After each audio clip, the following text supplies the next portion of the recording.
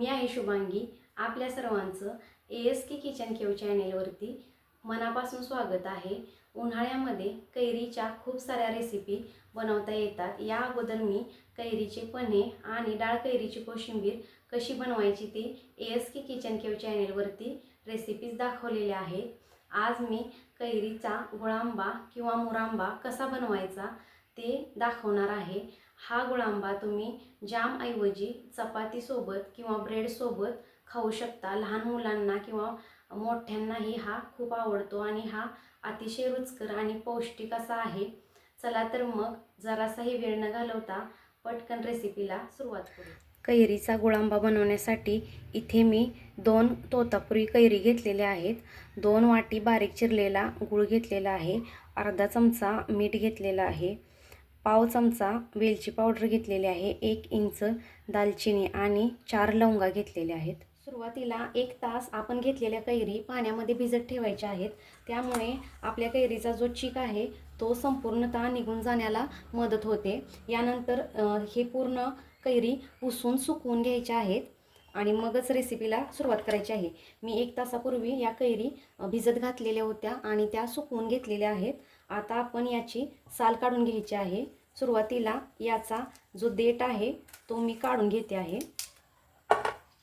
तुम्ही बघू शकता अशा पद्धतीने याची संपूर्णतः साल काढून घ्यायची आहे। कैरीचा गुळांबा बनवण्यासाठी कच्ची कैरी हवी। थोडीशी पिकत आलेली कैरी गुळांब्यासाठी चालत नाही। कोणतीही कच्ची कैरी घेतली तर चालेल, याला तोतापुरीच घेतली पाहिजे असं काही नाही।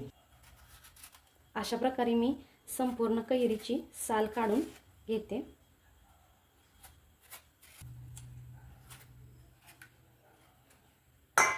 तुम्ही बघू शकता अशा पद्धतीने मी कैरीची संपूर्ण साल काढून घेतलेली आहे। याच पद्धतीने मी दुसऱ्या कैरीची देखील साल काढून घेते आहे।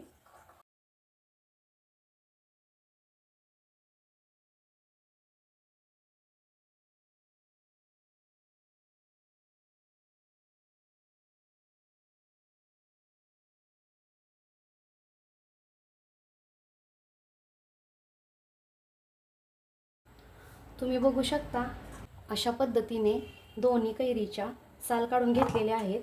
आता आपण हे खिसणीच्या साहाय्याने खिसून घेणार आहे। खिसून घेणार आहे।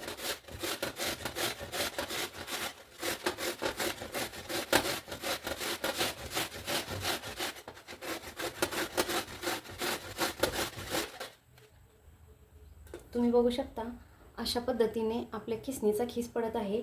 यापेक्षा देखील जर मोठी खिसणी तुमच्याजवळ असेल तर तुम्ही ती देखील वापरू शकता किंवा न खिसता याच्या पातळ स्लाइस जरी केल्या तरी देखील आपला गुळांबा आहे तो अशाच पद्धतीने होतो। आता संपूर्ण कैरी मी खिसून घेते आहे।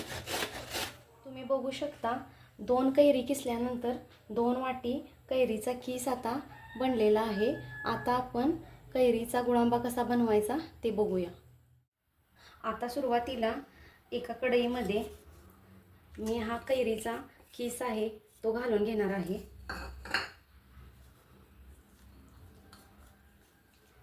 आता यामध्ये गॅस सुरू न करता गूळ घालून घ्यायचा आहे।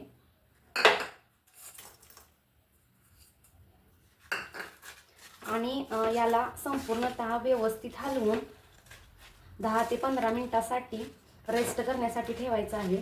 असं केल्यामुळे काय होईल, आपला गूळ या कैरीच्या रसामध्ये विरघळून जाईल।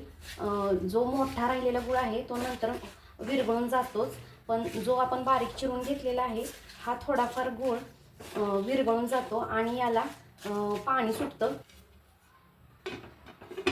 यावरती झाकण लावून याला 15 मिनिटांसाठी रेस्ट करण्यासाठी ठेवूया। 15 मिनिटे झालेली आहेत। आता आपण एकदा झाकण उघडून चेक करून घेऊया। तुम्ही बघू शकता निम्म्याहून अधिक गूळ आपला या कैरीच्या रसामध्ये विरघळून गेलेला आहे। आता आपण गॅस सुरू करून घेऊया।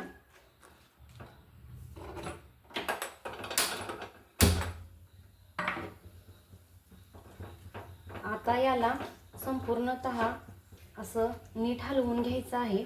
आता यामध्ये आपण 4 लवंगा, 1 इंच दालचिनी, अर्धा चमचा मीठ घालून घ्यायचं आहे. याला संपूर्णतः असं नीट हलवून घ्यायचं आहे. लवंग आणि दालचिनी संपूर्णतः ऑप्शनल आहे. तुम्हाला हवं असेल तर तुम्ही ते घालू शकता, नसेल तर तुम्ही ते स्किप करू शकता. गुळांब्याला मुरांबा देखील म्हणतात.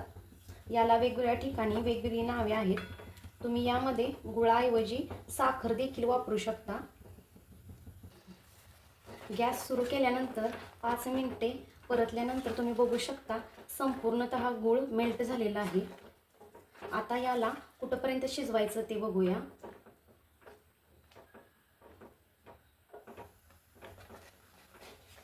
सुरुवातीला आपला जो कैरीचा किस होता तो पांढऱ्या रंगाचा किंवा पांढरा हिरवट रंगाचा दिसत होता.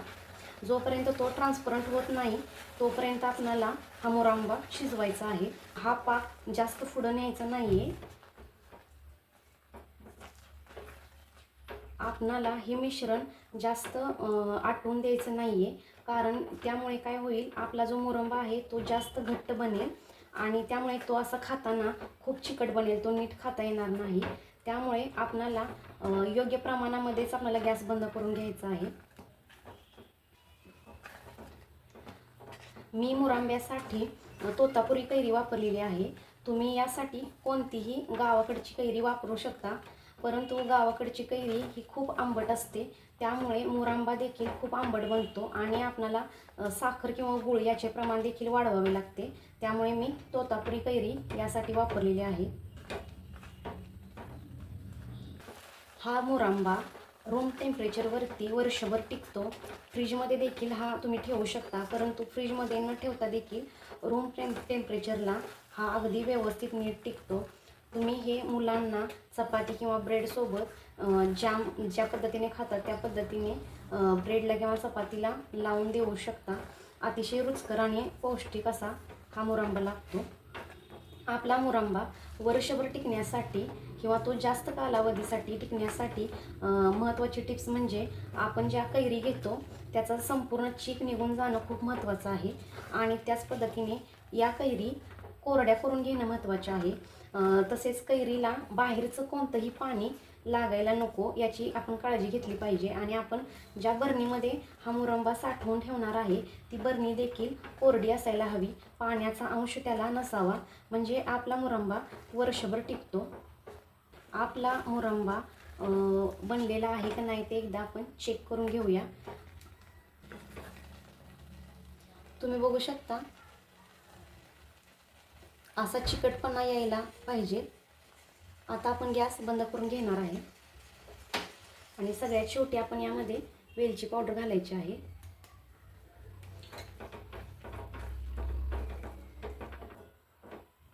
थंड झाल्यानंतरच आपल्याला हे काचेच्या बरणीमध्ये मुरांबा भरून घ्यायचा आहे. गरम असताना अजिबात हा बरणीमध्ये भरायचा नाही आहे, कारण वाफेमुळे आणखीन मुरांब्याला पाणी सुटू शकतं आणि मुरांबा खराब होऊ शकतो. आता हे थंड करण्यासाठी ठेवूया. आता आपला मुरांबा थंड झालेला आहे. आता आपण एका डिशमध्ये तो काढून घेणार आहे.